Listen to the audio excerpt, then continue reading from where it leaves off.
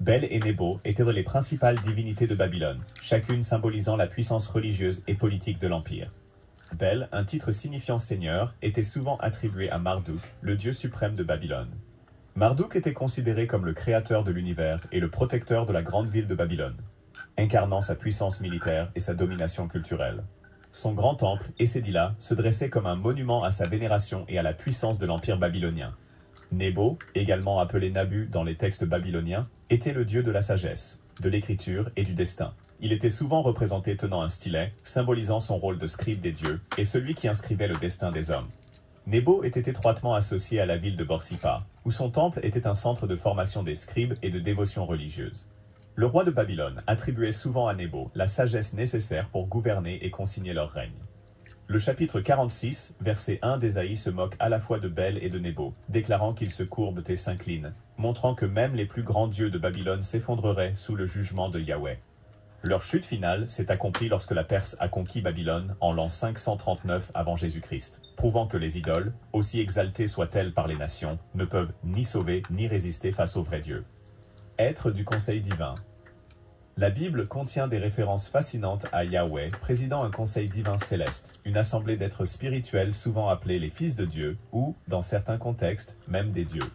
Le psaume 82, verset 1, déclare « Dieu préside dans la grande assemblée, il rend la justice au milieu des dieux ». Dans ce passage, le mot Elohim est utilisé à la fois pour Yahweh et pour les autres êtres spirituels sous son autorité.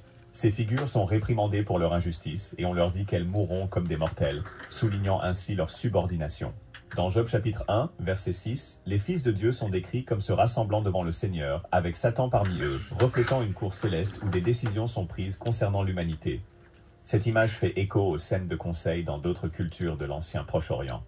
Pourtant, la Bible présente Yahweh comme le souverain incontesté, contrairement au panthéon polythéiste où l'autorité était partagée. Au fil du temps, les interprètes ont compris ces êtres de différentes manières, certains comme des dirigeants angéliques des nations, d'autres comme des puissances spirituelles rebelles qui se sont opposées à Dieu. La Bible affirme que, bien que ces êtres spirituels existent, ils restent sous le commandement ultime de Yahweh, montrant que le monothéisme en Israël n'était pas le déni des réalités spirituelles, mais l'affirmation de la souveraineté absolue de Dieu sur elles. Néphilim. Les Néphilim sont parmi les figures les plus mystérieuses des Écritures, mentionnées dans la Genèse chapitre 6, versets 1 à 4, et dans Nombre chapitre 13, verset 33.